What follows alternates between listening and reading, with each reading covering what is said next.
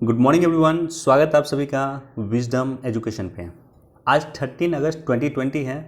दैनिक जागरण की राष्ट्रीय संस्करण का कंप्लीट न्यूज़ एनालिसिस करेंगे जो यूपीएससी, स्टेट पीसीएस या किसी भी वनडे एग्जाम के प्रीलिम्स, मेंस और इंटरव्यू तीनों ही पर्सपेक्टिव से इंपॉर्टेंट होगा। तो आगे बढ़ने से पहले आज का क्वेश्चन, वीडियो देखना शुरू किया है तो इस पॉज करके वीडियो को इस क्वेश्चन का जवाब हमें कमेंट सेक्शन पे निश्चित तौर पे दें। क्वेश्चन है कि शादी करने का अधिकार किस अनुच्छेद के तहत आता है। ऑप्शन ए है आर्टिकल 14, ऑप्शन बी है आर्टिकल 19, ऑप्शन सी है आर्टिकल 21 या ऑप्शन डी है आर्टिकल 25। अनुच्छेद 14, अनुच्छेद 19, अनुच्छेद 21 या अनुच्छेद 25। देखो, इससे पहले ये तो 19 में क्वेश्चन पूछा है यूपीएससी ने।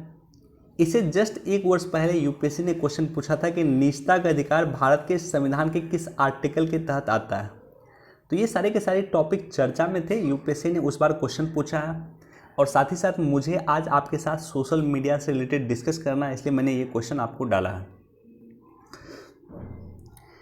सोशल मीडिया पोस्ट से बेंगलोर में भड़की हिंसा।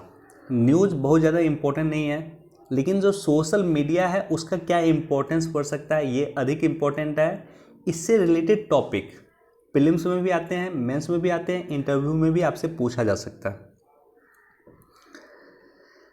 तो सर्वोच्च न्यायालय ने एक याचिका की सुनवाई करते वक्त केंद्र सरकार को सोशल मीडिया के दुरुपयोग को रोकने के लिए आवश्यक नियम तैयार करने की दिशा निर्देश दिया था। और साथ ही साथ ये भी कहा गया था, ये भी चर्चा का विषय था उस समय में, 2019 की मैं बात कर रहा हूँ, कि क्या सोशल मीडिया को आधार से जोड़ा जा सकता है। ऐसी कंडीशन में अगर हम सोशल मीडिया को आधार से जोड़ देंगे तो जितना भी फर्जी अकाउंट है सोशल मीडिया पे वो बंद हो जाएगा। और फर्जी अकाउंट से ही नॉर्मली इस तरह से दंगाई जो ट्वीट होते हैं, हिंसा भड़काने वाले ट्वीट होते हैं, नॉर्मली सारे फर्जी अकाउंट से किए जाते हैं। तो ये चर्चा का विषय था उस समय में, और सुप्रीम कोर्ट ने सरकार को आवश्यक निर्देश दिया था। तो सबसे पहले हम देखते हैं कि सोशल मीडिया का क्या दुरुपयोग होता है। तो कई शोध ये बताते हैं कि सोशल मीडिया का आवश्यकता से अधिक प्रयोग करने से हमारे मस्तिष्क को नकारात्मक रूप से प्रभावित करता है। लोग डिप्रेशन के शिकार होते हैं। यह फेक न्यूज़ और हेट स्पीच को फैलाने में महत्वपूर्ण भूमिका निभाती है। सोशल मीडिया के वो फर्जी अकाउंट से नॉर्मली फेक न्यूज़ को फैलाया जाता है, हेट स्पीच को फैलाया जाता है, जो हम देखते हैं, और उसी के कारण ये हिंसा हुई है। फेक न्यूज़ और हेट स्पीच को फैलाने के कारण बेंगलोर में कल हिंसा हुई है, बड़ी मात्रा में हिंसा हुई है। सोशल मीडिया पे गोपनीयता की कमी है और कई बार आपका डाटा चोरी होता है। डाटा मैनिपुलेशन की जो प्रोसेस होती है वो भी सोशल मीडिया के माध्यम से की जा सकती है। हमने फेसबुक पे भी देखा कि किस तरह फेसबुक पे इल्ज़ाम लगा, फेसबुक पे आरोप लगा कि वो डाटा चोरी करने का काम कर रही है, और किसी देश के चुनाव को भी डाटा के माध्यम से प्रभावित किया जा सकता है। राइट, किसी देश के चुनाव को डाटा के माध्यम से प्रभावित किया जा सकता है और डाटा को चोरी किया जा सकता है। राइट, साइबर अपराध जैसे हैकिंग और फिशिंग जैसी कई खतरनाक गतिविधि संपन्न हो सकती है सोशल मीडिया के माध्यम से। साथ ही साथ आतंकवाद, बाल शोषण, फेक न्यूज़, ट्रोल इत्यादि का प्रचारित और प्रसारित किया जा सकता है। मॉब लिंचिंग हमने देखा है कई बार सोशल मीडिया के माध्यम से प्रचारित और प्रसारित हो रहा है। तो ये सारे के सारे सोशल मीडिया के दुरुपयोग है जो देख रहे हैं हम हो रहा है, और इसी को लेकर के सुप्रीम कोर्ट ने सरकार को बोला था कि आप इस पे कानून बनाइए, एक्ट बनाइए, या आप इसके लिए दिशा निर्देश जारी कीजिए। तो चलो, क्या सोशल मीडिया के नेगेटिव पॉइंट हो तो क्या कुछ पॉजिटिव पॉइंट भी हैं। निश्चित तौर पे सोशल मीडिया विश्व के संचार क्रांति को एक नया आयाम दिया है। विश्व के लोग एक दूसरे से जुड़ सकते हैं। इंडिया के लोग अमेरिका के लोग से जुड़ सकते हैं, इंडिया के लोग जुड़ सकते हैं ऑस्ट्रेलिया के लोग से। तो कम्युनिकेशन का साधन विश्व भर में ये फैला, ये सोशल मीडिया की सबसे बड़ी देन है। हमने देखा है कि 2011 का अन्ना हजारे का जो मूवमेंट हुआ था, उस मूवमेंट को बड़ी सफलता मिली थी सोशल मीडिया के कारण। सोशल मीडिया में उसको प्रचारित और प्रसारित किया गया, और निश्चित तौर पे एक अच्छा आंदोलन, एक सफल आंदोलन था उस समय का वो। निर्भया कांड के बाद भी देश में महिलाओं के रक्षा के लिए महिलाओं का जिस तरह से बलात्कार जैसी घटनाएं बढ़ी थी उसको लेकर के देश भर में आंदोलन हुए थे और एक सफल आंदोलन हुआ, उसमें महती भूमिका निभाई सोशल मीडिया ने। सोशल मीडिया उन लोगों की आवाज़ बन गया है जो समाज की मुख्य धारा से अलग हैं, वंचित हैं, गरीब हैं, वो अपनी आवाज़ उठा सकते हैं सोशल मीडिया पे। सोशल मीडिया कई व्यवसायियों के लिए व्यवसाय का काम करती हैं। कई सारे एडवर्टाइजमेंट सोशल मीडिया के माध्यम से प्रसारित हो सकते हैं। तो एक तरह से बिजनेस के टूल के भी रूप में काम करती है क्या, तो सोशल मीडिया। और वर्तमान में आम लोगों के बीच जागरूकता फैलाने के काम में भी सोशल मीडिया का प्रयोग होता है। तो निश्चित तौर पे सकारात्मक पॉइंट हमारे पास अधिक है सकारात्मक पॉइंट। सोशल मीडिया के इम्पोर्टेंस को हम नकार नहीं सकते हैं, ज़रूरत इस बात की है कि हम उसको कैसे रेगुलेट करते हैं।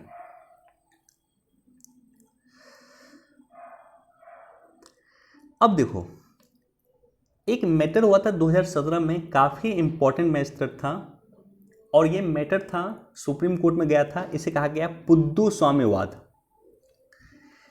स्वामीवाद। इसमें सुप्रीम कोर्ट ने कहा कि निजता व्यक्ति का मौलिक अधिकार है, और यहाँ से चर्चा हुआ निजता बनाम सोशल मीडिया। ये काफ़ी इम्पोर्टेंट टॉपिक था, 2019 में काफ़ी हॉट टॉपिक था यह, निजता बनाम सोशल मीडिया। आपने कहा कि निजता का अधिकार जो है, सुप्रीम कोर्ट ने अपने डिसीजन में 2017 में कहा कि निजता मौलिक अधिकार है। तो निजता अगर मौलिक अधिकार है तो आप फेसबुक पर अगर कोई ट्वीट कर रहे हैं, फेसबुक पर अगर कोई पोस्ट कर रहे हैं, वो भी आपका मौलिक अधिकार है। आप ट्विटर पर अगर कोई ट्वीट कर रहे हैं तो वो भी मौलिक अधिकार है, राइट।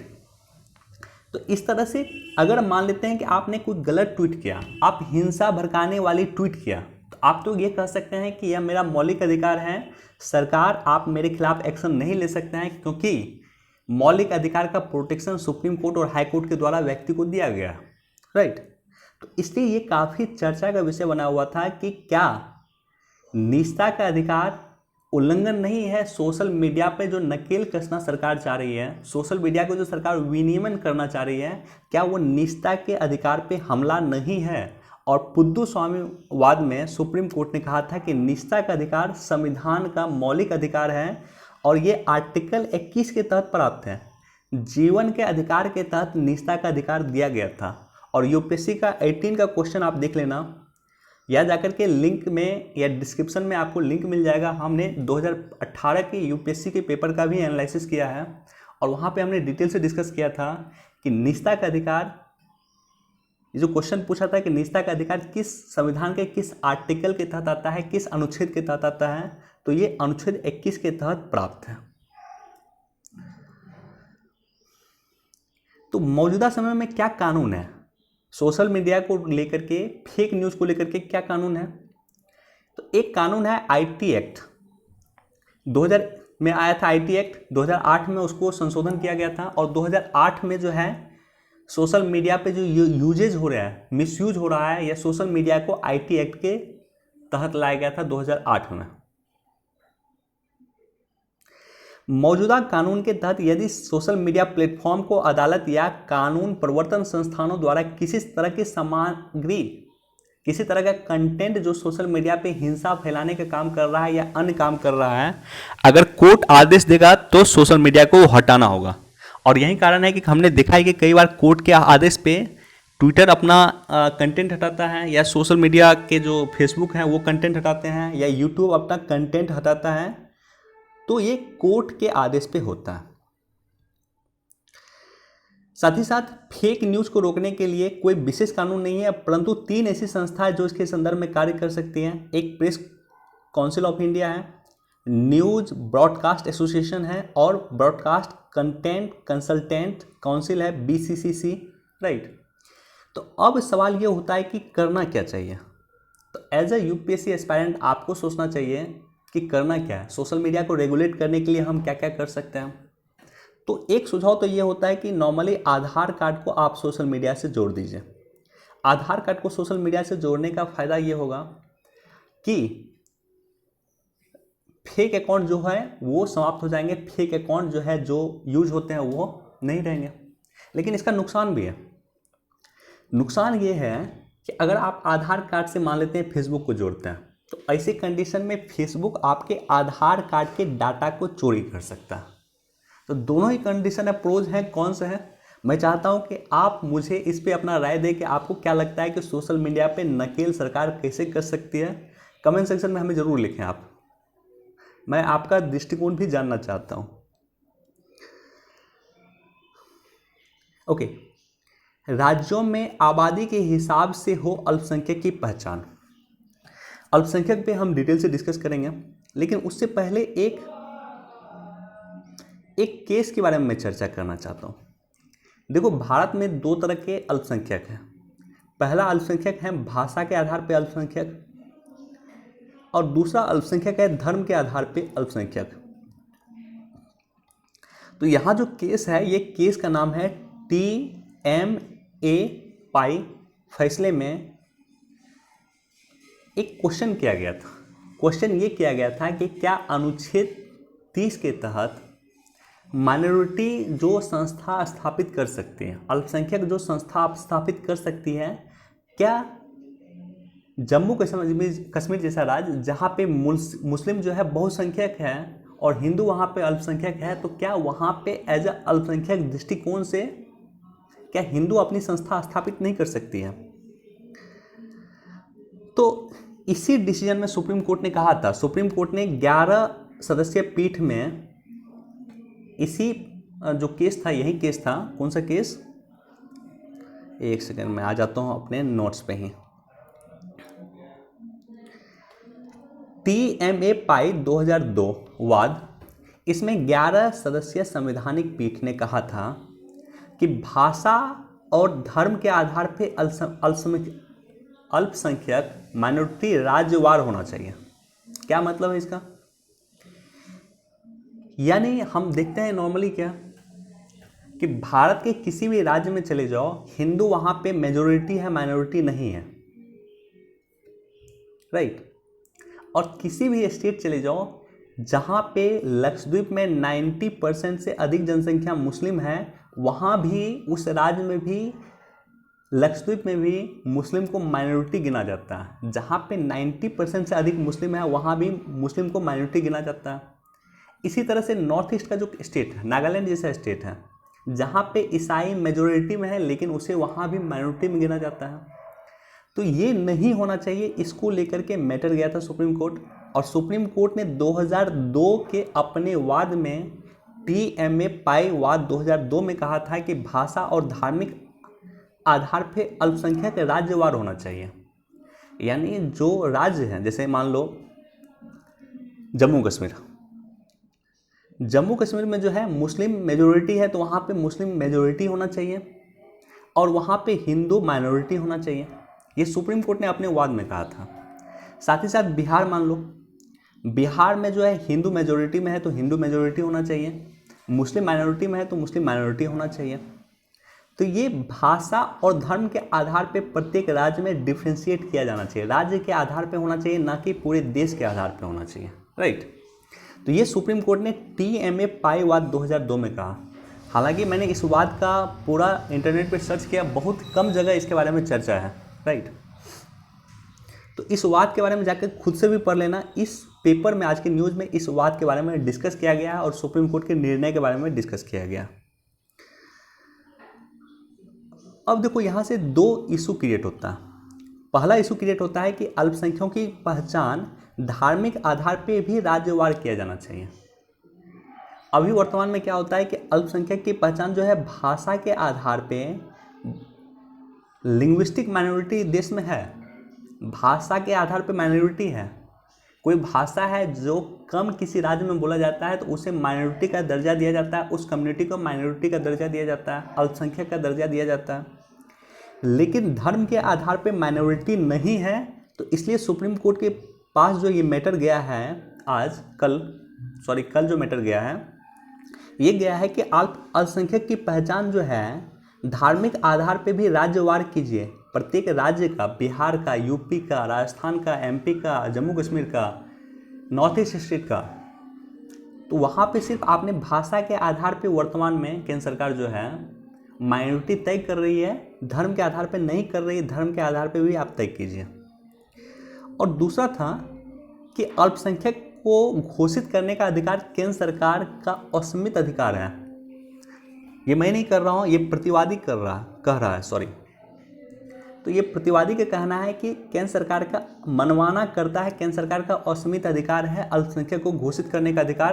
केंद्र सरकार ने मुस्लिम, सिख, ईसाई, बौद्ध, पारसी को अल्पसंख्यक घोषित किया है, लेकिन 9 राज्य ऐसे हैं देश में जहाँ पे हिंदू, यहूदी, बहाई ये जो है माइनॉरिटी में है। हिंदू, यहूदी और बहाई जो है ये जो धर्म है, ये धर्म के लोग वहाँ पे माइनॉरिटी में है, लेकिन उसे अल्पसंख्यक घोषित नहीं किया। राइट। तो जिस राज्य में कौन से राज्य आते हैं? कश्मीर आते हैं, लद्दाख आते हैं, लक्षद्वीप आते हैं, मणिपुर आते हैं, मिजोरम आते हैं, अरुणाचल प्रदेश आते हैं, मेघालय आते हैं, नागालैंड आते हैं। ये सारे के सारे राज्य में हिंदू, यहूदी, बहाई जो है वो वहाँ पे माइनॉरिटी है, जिसे स्टेटस नहीं दिया गया। अब देखो यहाँ पे जो इस आर्टिकल में है डिस्कस, अनुच्छेद 30 के बारे में डिस्कस है कि भाषा और धर्म के आधार पे इंस्टीट्यूशन स्थापित करने का, माइनॉरिटी इंस्टीट्यूशन स्थापित करने का, अल्पसंख्यक संस्थान को स्थापित करने के जिक्र है। राइट। तो आर्टिकल 30(1) कहता है कि अल्पसंख्यक चाहे वो धर्म के आधार पे हो या भाषा के आधार पे हो, सभी अल्पसंख्यक को अपनी रुचि के शिक्षण संस्थानों को स्थापना करने का अधिकार होगा। वे अपने मन के संस्था स्थापित कर सकते हैं। तो यहाँ पे 3 तरह के, आर्टिकल 30 के क्लॉज ए में 3 तरह का प्रावधान है अल्पसंख्यक संस्थान को लेकर के। पहला प्रावधान है कि राज्य से आर्थिक सहायता और मान्यता दोनों लेगा इंस्टीट्यूट। दूसरा है कि राज्य से मान्यता लेगा लेकिन आर्थिक सहायता नहीं लेगा। और तीसरा है कि राज्य से ना तो वो मान्यता लेगा ना तो आर्थिक सहायता लेगा। इस तरह के 3 इंस्टीट्यूट वो स्थापित कर सकते हैं। राष्ट्रीय अल्पसंख्यक आयोग के बारे में भी थोड़ा सा आपको जानकारी होना चाहिए। 1992 में एक्ट आया था और उस एक्ट के माध्यम से राष्ट्रीय अल्पसंख्यक आयोग का गठन 1993 में किया गया। भारत में कहीं भी देखो, यूपीएससी नॉर्मली इस शब्द से आपको फंसा सकता है। भारत में कहीं भी ना तो संविधान में ना इस एक्ट में कहीं भी अल्पसंख्यक को परिभाषित नहीं किया गया। राइट। तो यह अधिनियम अल्पसंख्यकों को परिभाषित नहीं करता है, किंतु केंद्र सरकार को यह शक्ति प्रदान करता है कि वो अल्पसंख्यकों को अधिसूचित करे, अल्पसंख्यकों को अधिसूचित करे, कौन से अल्पसंख्यक हैं या नहीं हैं वो अधिसूचित करे, केंद्र सरकार अधिसूचित करे। लेकिन यह अधिनियम जो है अल्पसंख्यक को परिभाषित नहीं करता और ना ही भारत के संविधान में अल्पसंख्यक को परिभाषित किया गया। इसमें एक अध्यक्ष होते हैं, एक उपाध्यक्ष होते हैं और 5 सदस्य होते हैं। टोटल 7 सदस्य होते हैं इसमें। राइट। और इनका कार्यकाल जो है 3 वर्ष का होता है। अध्यक्ष सहित 5 सदस्य का अल्पसंख्यक समुदाय का होना जो है आवश्यक है, वो अल्पसंख्यक समुदाय के ही होंगे। साथ ही साथ एक और इम्पॉर्टेंट फैक्ट याद रख लेना है कि 18 दिसंबर को राष्ट्रीय अल्पसंख्यक दिवस मनाया जाता है, नेशनल माइनॉरिटी डे मनाया जाता है। तो इतना बेसिक कॉन्सेप्ट है, प्रीलिम्स के पॉइंट ऑफ व्यू से हमने डिस्कस किया, मेंस के पॉइंट ऑफ व्यू से हमने डिस्कस किया। साथ ही साथ जो बेसिक कॉन्सेप्ट है वनडे एग्जाम के पॉइंट ऑफ व्यू से कि 18 दिसंबर को अल्पसंख्यक दिवस मनाया जाता है, नेशनल माइनॉरिटी डे मनाया जाता है, वो भी हमने डिस्कस किया आपके साथ।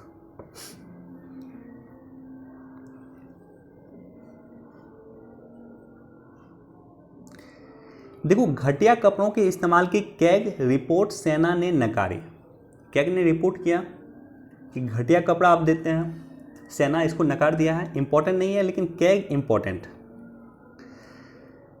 डॉक्टर भीमराव अंबेडकर, बाबा साहब अंबेडकर का स्टेटमेंट था कि भारत का कैग जो है नियंत्रक और महालेखा परीक्षक संभवतः भारत के संविधान का सबसे महत्वपूर्ण अधिकारी है।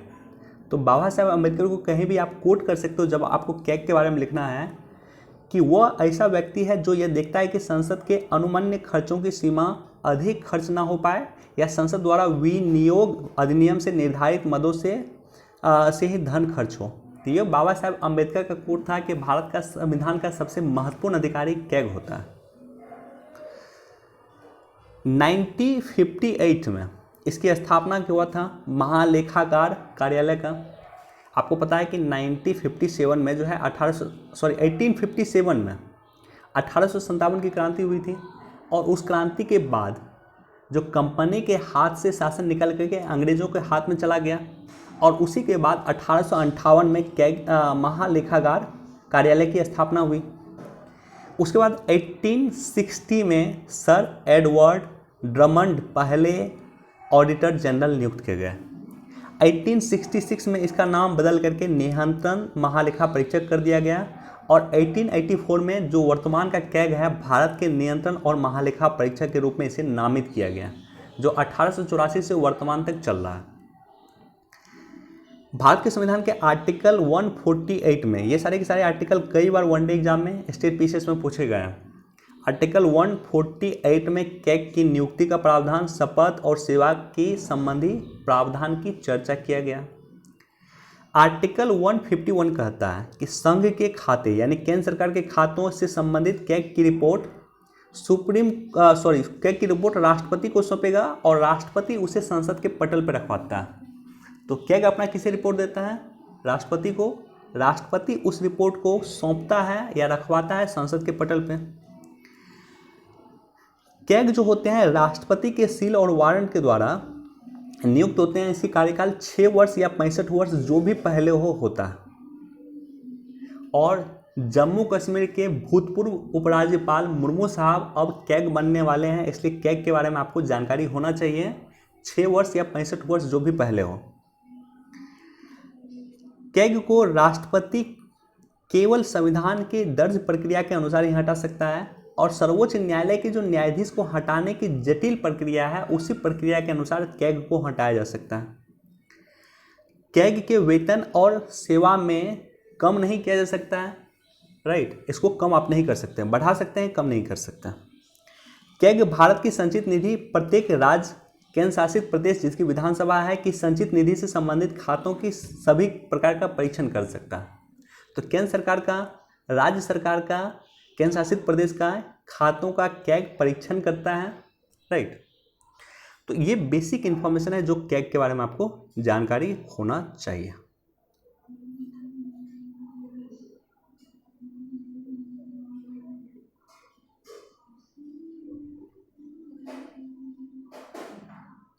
इसको भी आप एक बार देख सकते हैं।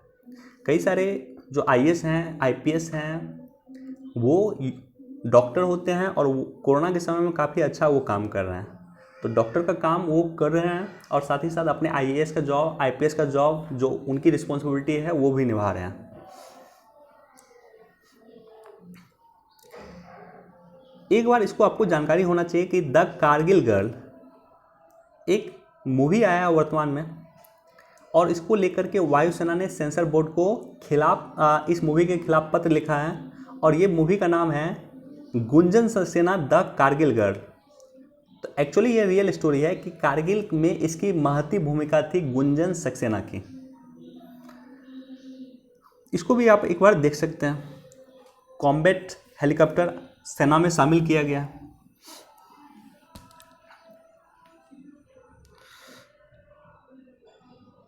देखो यहाँ पे जो है, अगर आप न्यूज़ पढ़ते हो तो थोड़ा सा ये सब न्यूज़ भी आप पढ़ा करो।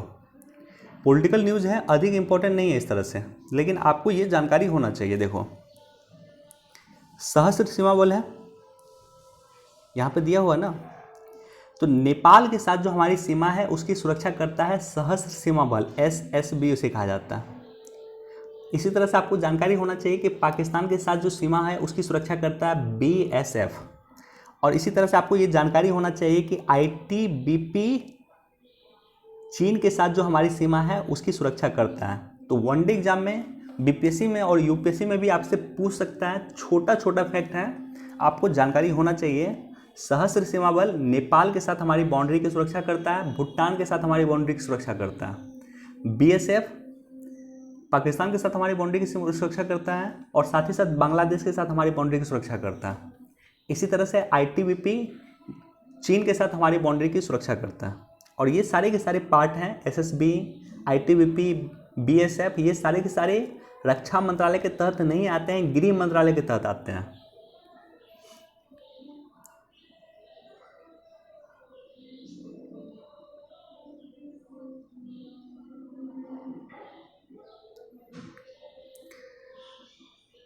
ईडी के बारे में कई बार हमने डिस्कस किया, आज हम इस पर डिस्कस नहीं करेंगे। लेकिन ये जो देखो, ये पॉलिटिकल न्यूज़ है, आपके लिए इम्पोर्टेंट नहीं है, लेकिन ये जो संस्था है अभी देश में आपको 2-3 संस्था काफ़ी इंपॉर्टेंट है। एक ईडी है, डेली आपको चर्चा मिल जाएगा ईडी का।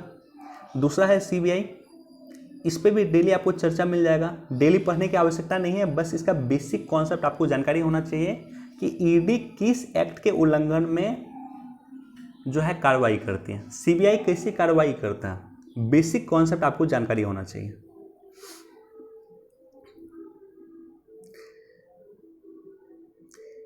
निजी यात्री ट्रेन चलाने की चुनौती। निजी यात्री ट्रेन कैसे चलेगा, उसको चुनौती को लेकर के राइटर का कहना है। साथ ही साथ कुछ फैक्ट भी राइटर ने किया है। देखो, ये फैक्ट से क्वेश्चन नॉर्मली पूछ देता है।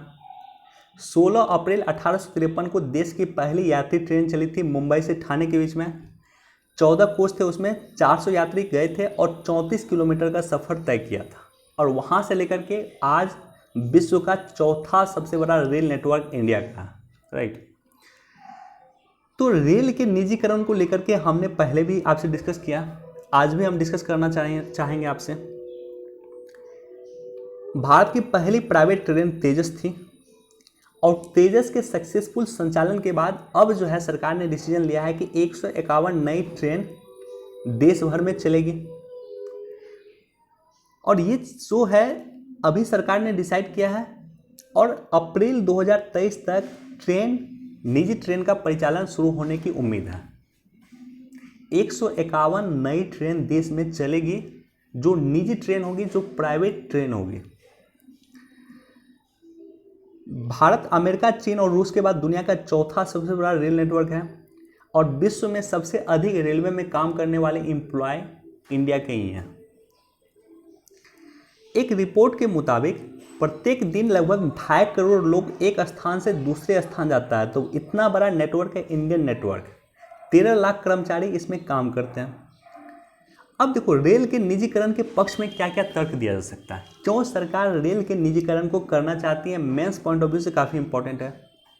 पहला पॉइंट है कि बुनियादी ढांचा इंप्रूव होगा, इंफ्रास्ट्रक्चर इंप्रूव होगा, क्योंकि 30,000 करोड़ का निवेश होगा। इससे सरकार को फायदा होगा, रेलवे को फायदा होगा, इंफ्रास्ट्रक्चर मजबूत होगा, पटरी मजबूत होगा, राइट, सिग्नल स्ट्रांग होगा, ये सारे के सारे बेसिक काम हो पाएंगे। दूसरा है कि मांग तथा आपूर्ति के अंतर कम होगा और लोगों को सुविधा मिलेगी।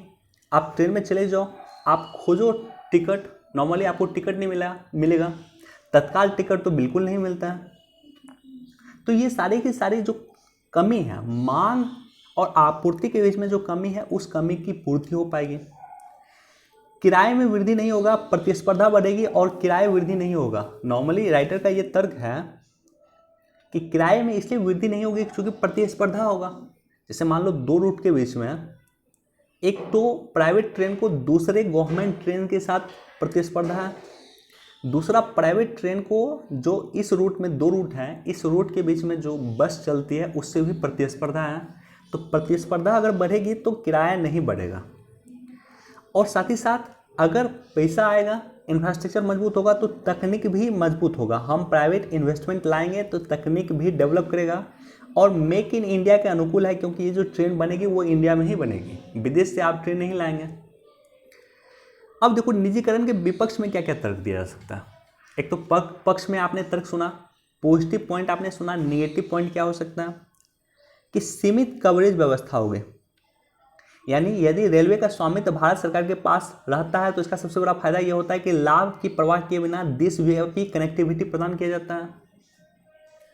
लेकिन अगर निजी कंपनी के पास आ गया मैटर, तो देशव्यापी कनेक्टिविटी नहीं रहेगा, सीमित कवरेज रहेगा। कैसे कि दिल्ली से लेकर के मुंबई के बीच में सबसे अधिक ट्रैफिक होता है, सबसे अधिक लोग जाते हैं। तो कोशिश करेगी ये जो गवर्नमेंट ट्रेन प्राइवेट ट्रेन, कि वो दिल्ली से मुंबई के बीच में ट्रेनों का परिसंचालन करें। लेकिन नॉर्थ ईस्ट के स्टेट के लिए क्या, नॉर्थ ईस्ट के स्टेट में जो है लोगों की आवाजाही कम होती है, तो वहाँ पे ये प्राइवेट ट्रेन नहीं जाएगी, क्योंकि वहाँ पे इसे उस तरह से बेनिफिट नहीं होगा, राइट। सामाजिक न्याय, निजी उद्यमों का एकमात्र उद्देश्य लाभ कमाना होता है, जबकि रेल में लाभ कमाने का सबसे सरल तरीका किराए में वृद्धि करना है। तो किराए में वृद्धि कर देंगे, किराए में वृद्धि करेंगे तो मध्यम तबके के लोग, निम्न तबके के लोग, मजदूर क्लास के लोग जो हैं वो ट्रेन में नहीं जा सकता। रिस्पॉन्सिबिलिटी, जवाबदेही, अगर कोई दुर्घटना होता है तो सरकार जिम्मेदारी लेती है। क्या अगर कोई दुर्घटना होगा तो क्या ये प्राइवेट कंपनी जिम्मेदारी लेंगी? और साथ ही साथ सुरक्षा का प्रश्न। तो निश्चित तौर पे ये सारे के सारे प्रश्न हैं जिसको लेकर के निजीकरण के विपक्ष में तर्क दिया जा सकता है। अब देखो करना क्या चाहिए। नीति आयोग ने अपने रिपोर्ट में कहा था कि पीपीपी मोड पे काम कीजिए आप, पब्लिक प्राइवेट पार्टनरशिप, यानी सरकार और प्राइवेट कंपनी दोनों मिलकर काम करें। रेलवे का आधुनिकीकरण कीजिए, मॉडर्नाइजेशन कीजिए, और इसके लिए विवेक देबरॉय समिति बनी थी। ये नाम याद रख लेना, विवेक देबरॉय समिति। इन्होंने रिकमेंडेशन किया था कि रेलवे का आधुनिकीकरण करिए।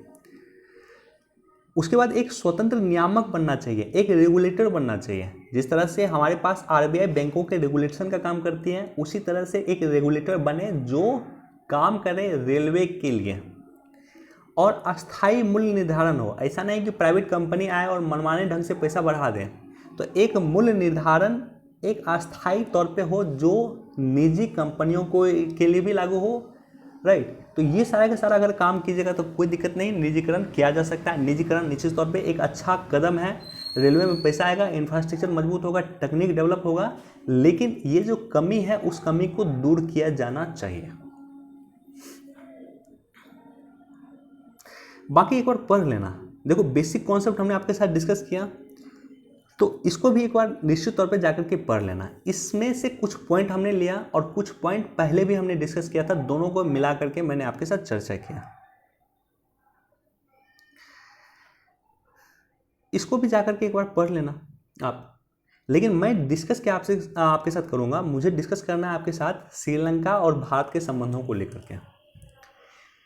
इंडिया के जो प्रेसिडेंट होते हैं और इंडिया के प्राइम मिनिस्टर होते हैं, दोनों में काफ़ी अंतर होता है। इंडिया के प्रेसिडेंट नाम मात्र के प्रेसिडेंट होते हैं, राइट। भारत के सर्वोसर्वा होते हैं, भारत के नागरिक होते हैं, यह अलग बात है, लेकिन नाम मात्र की कार्यपालिका होती है। वास्तविक कार्यपालिका कौन होते हैं? तो प्रधानमंत्री होते हैं, कैबिनेट कह सकते हैं, होती हैं। लेकिन श्रीलंका में ऐसा नहीं है। श्रीलंका के जो प्रेसिडेंट होते हैं वो अंतर्राष्ट्रीय संबंधों में अपनी महत्वपूर्ण भूमिका निभाते हैं। इंटरनेशनल रिलेशन के लिए श्रीलंका के प्रेसिडेंट काम करते हैं। बेसिकली आप ये समझो, यानी भारत के साथ संबंध इंप्रूव करना है तो श्रीलंका के प्रेसिडेंट काम करेंगे। विश्व के साथ संबंध इंप्रूव करना है तो श्रीलंका के प्रेसिडेंट काम करेंगे। विश्व के किसी मंच पे अगर जाना होगा तो श्रीलंका के प्रेसिडेंट जाएंगे। और यही कारण है कि आपने देखा होगा कि सार्क की मीटिंग हुई थी हाल फिलहाल में, तो श्रीलंका के प्रेसिडेंट उसमें शामिल हुए थे। लेकिन वहाँ के जो प्राइम मिनिस्टर है उसका भी पद इंपॉर्टेंट है। डोमेस्टिक राजनीति में प्राइम मिनिस्टर का पद काफ़ी इंपॉर्टेंट है। देश के लिए कोई डिसीजन लेना होगा श्रीलंका के प्राइम मिनिस्टर लेंगे। देश में व्यवस्था कायम करना है श्रीलंका के प्राइम मिनिस्टर काम करेंगे। देश के लिए कुछ काम करना होगा श्रीलंका के प्राइम मिनिस्टर काम करेंगे। यानी देश की राजनीति के लिए प्राइम मिनिस्टर इंपॉर्टेंट होते हैं, विदेश की राजनीति के लिए प्रेसिडेंट इंपॉर्टेंट होते हैं। ये श्रीलंका का बेसिक कॉन्सेप्ट है। अब देखो, अब दोनों भाई आ गया, एक भाई प्रेसिडेंट है और एक भाई जो है प्राइम मिनिस्टर है। डिटेल्स हम डिस्कस करेंगे, लेकिन सबसे पहले ये जानो कि श्रीलंका और भारत के संबंध 65,000 वर्ग किलोमीटर श्रीलंका है। 2.2 करोड़ इसकी आबादी है। 70% यहाँ पे सिंहली बौद्ध समुदाय है। 12% लोग तमिल लोग हैं और 10% ईसाई हैं। 8% मुस्लिम आबादी है। यानी बौद्ध बाहुल क्षेत्र है श्रीलंका और साथ ही साथ तमिल बाहुल क्षेत्र है। बौद्ध और तमिल जो है बाहुल क्षेत्र है श्रीलंका। इसलिए चूंकि तमिल का क्षेत्र भारत के तमिलनाडु से इम्पोर्टेंट महत्ता रखता है, भारत के तमिलनाडु को इन्फ्लुएंस करने में सहायक होता है, इसलिए भारत श्रीलंका के लिए इम्पोर्टेंट होता है। दूसरा है कि भारत श्रीलंका में पोर्ट बना रहा है, पेट्रोलियम और गैस बना रहा है, हाउसिंग बना रहा है, एयरपोर्ट बना रहा है। ये सारा का सारा काम भारत श्रीलंका में कर रहा है। दोनों देशों के बीच आर्थिक सहयोग की अपार संभावनाएं हैं। भारत श्रीलंका में बड़े पैमाने पर निवेश कर रहा है और तमिल उग्रवाद को समाप्त होने में अब दोनों देशों के बीच कोई आंतरिक संकट नहीं है। प्रभाकरण लिट्टे का मुद्दा आपने निश्चित तौर पे सुना होगा, राइट। तो तमिल उग्रवाद को समाप्त करने में दोनों देशों ने मिलकर समाप्त किया। श्रीलंका और चीन के बीच प्रगाढ़ होते संबंध भारत के लिए चिंता का सबब है, चिंता का कारण है। और हाल के वर्षों में जिस तरह से श्रीलंकाई हुकूमत ने चीन के समर्थन किया वह सीधे तौर पर भारत के लिए खतरे की घंटी है। इसी रूप में आप देख सकते हो हम्बनटोटा बंदरगाह, चीन ने श्रीलंका को पैसा दिया, श्रीलंका पैसा चुकाने में सक्षम नहीं हुआ, तो उसके बाद श्रीलंका को अपना जो बंदरगाह था हम्बनटोटा बंदरगाह, इसे गिरवी रखना पड़ा चीन के पास 99 वर्ष के लिए। 99 ईयर्स के लिए चीन के पास अपना बंदरगाह गिरवी रखना पड़ा श्रीलंका को, क्योंकि श्रीलंका पैसा चुकाने में सक्षम नहीं था। तो हम देख रहे हैं ये सारी के सारी चीज़ें जो चीन कर रहा है वो भारत के लिए खतरे की घंटी है, खतरे का सबब है। अब देखो, गोतबाया राजपक्षे श्रीलंका के 8वें राष्ट्रपति चुने गए थे पिछले वर्ष 2019 में। और राजपक्षे परिवार जो है, ये जो है महिंद्रा राजपक्षे हैं जो प्राइम मिनिस्टर चुने गए हैं, और इससे पहले गोतबाया राजपक्षे राष्ट्रपति चुने गए थे। महिंद्रा राजपक्षे बड़े भाई हैं और गोतबाया राजपक्षे जो है छोटे भाई हैं, दोनों सगा भाई हैं। और राजपक्षे परिवार का झुकाव चीन के तरफ अधिक है, राइट। राजपक्षे परिवार का झुकाव चीन के तरफ अधिक है, इसलिए भारत के लिए यह चिंता की स्थिति है। महिंद्रा राजपक्षे जो है प्राइम मिनिस्टर बन गए, छोटे भाई गोतबाया राजपक्षे प्रेसिडेंट बन गए। अब देखो भारत पे क्या प्रभाव पड़ेगा। राष्ट्रपति अंतर्राष्ट्रीय संबंध में महत्वपूर्ण भूमिका निभाता है, तो चीन के साथ संबंध अच्छा होगा निश्चित तौर पे। राष्ट्रपति बनने के बाद चीन के साथ संबंध उसका सुधरा है, सुधरा। भारत के साथ निश्चित तौर पे संबंध खराब होगा। दोनों भाई अगर श्रीलंका में आते हैं तो भारत के साथ संबंध खराब होगा। और इस बात आपने सुना होगा कुछ समय में पहले कि कोलंबो पोर्ट जो भारत डेवलप कर रहा था उससे रिव्यू करने जा रहा है श्रीलंका, और हो सकता है रिव्यू के उपरांत कोलंबो पोर्ट से भारत को निकाल दें, राइट। दूसरा है कि तमिल सेपरेटिस्ट बढ़ेगा, और तीसरा है कि चूंकि चीन के साथ संबंध इसका अच्छा होगा तो स्वाभाविक रूप से पाकिस्तान के साथ भी इसका संबंध अच्छा होगा। भारत को क्या करना चाहिए, तो मुझे लगता है कि नॉन इंटरफेरेंस की रणनीति अपनाना चाहिए। हम इंटरफेयर नहीं करें श्रीलंका के मुद्दे पे, उसे सोचने दीजिए कि उसे क्या करना, राइट। तो बेसिक कॉन्सेप्ट हमने आपके साथ श्रीलंका का डिस्कस किया। उम्मीद करता हूँ ये आपको क्लियर हो गया होगा, लेकिन जाकर के इसको पढ़ भी लेना आप।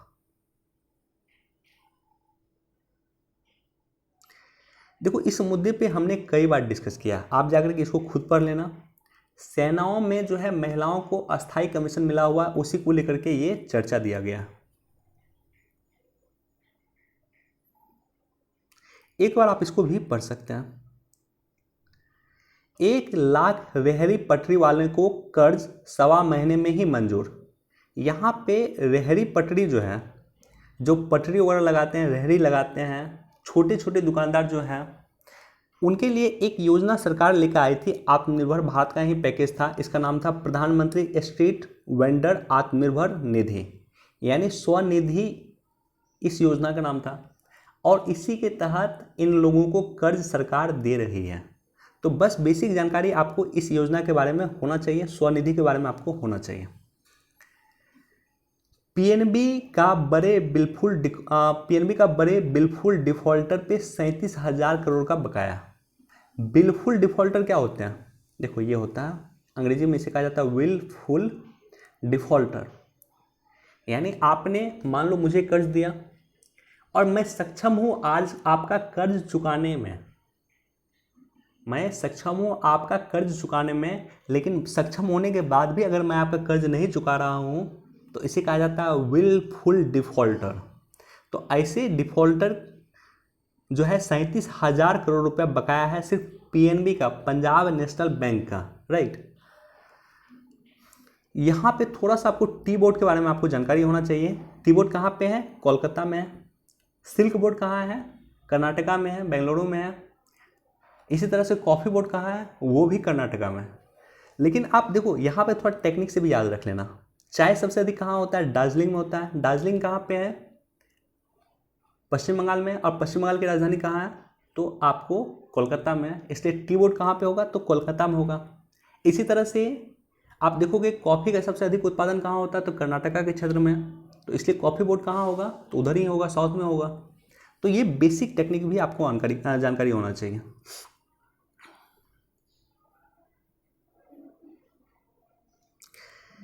देखो अमेरिका में डुअल पार्टी सिस्टम है। एक पार्टी का नाम है डेमोक्रेटिक पार्टी, जिसके जिसके राष्ट्रपति बराक ओबामा भी रह चुके हैं। और एक पार्टी है रिपब्लिक पार्टी। रिपब्लिक पार्टी की वर्तमान में सरकार है डोनाल्ड ट्रंप। इससे पहले डेमोक्रेटिक पार्टी की सरकार थी, जिसके राष्ट्रपति थे बराक ओबामा। दोनों के साथ इंडिया का संबंध बहुत अच्छा है। लेकिन अब क्या किया है ना कि जो बिडेन, जो डेमोक्रेटिक पार्टी के डेमोक्रेटिक पार्टी के जो उम्मीदवार हैं, जो बिडेन, इन्होंने भारत के मूल की कमला देवी हैरिस को उपराष्ट्रपति के लिए नामित किया है। यानी इसका कहना है कि अगर डेमोक्रेटिक पार्टी की सरकार बनती है, ये राष्ट्रपति बनते हैं, तो कमला हैरिस वहाँ की उपराष्ट्रपति होगी। तो एक तरह से चुनावी स्टंट है और कुछ नहीं है।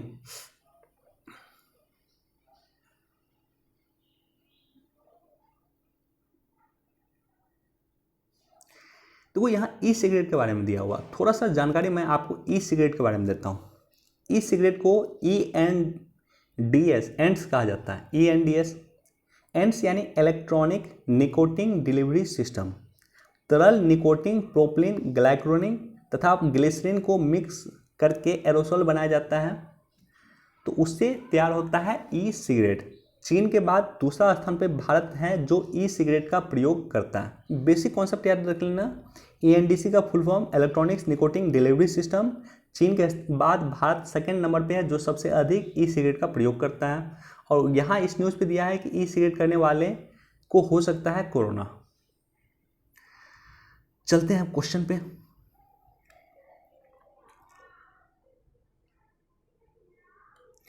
क्वेश्चन है कि शादी करने के अधिकार जो है, आपका शादी करने का अधिकार किस व्यक्ति के साथ आपका शादी करने का अधिकार है, राइट। तो ये जो शादी करने का अधिकार होगा, ये आपके मन से होना चाहिए, आपके मर्जी से होना चाहिए, और ये भारत के संविधान के आर्टिकल 21 आपको प्रदान करता है। तो यहाँ पे कई सारे लोगों को 19 और 21 के बीच में कन्फ्यूजन होता है, तो याद रख लेना ये आर्टिकल 21 के तहत निजता का अधिकार भी है, आर्टिकल 21 के तहत शादी करने का अधिकार भी है, आर्टिकल 21 के तहत विदेश घूमने का अधिकार भी आपको प्रदान किया जाता है। आर्टिकल 21 के तहत लगभग 40 प्रकार से अधिक तरह के अधिकार दिया गया। तो विदेश घूमने का अधिकार एक बेसिक डिफरेंस है आर्टिकल 19 और 21 में। देश में घूमने का अधिकार आपको आर्टिकल 19 के तहत दिया गया है, और आर्टिकल 21 के तहत विदेश घूमने का अधिकार दिया गया है। यानी जीवन का अधिकार के तहत आपको आर्टिकल 21 के तहत आप विदेश घूम सकते हैं, निजता का अधिकार आर्टिकल 21 के तहत है, और शादी करने का भी अधिकार आर्टिकल 21 के तहत प्रदान किया गया। चलिए, वीडियो देखने के लिए बहुत बहुत धन्यवाद। Thank you so much. Please do like share and subscribe. Thank you.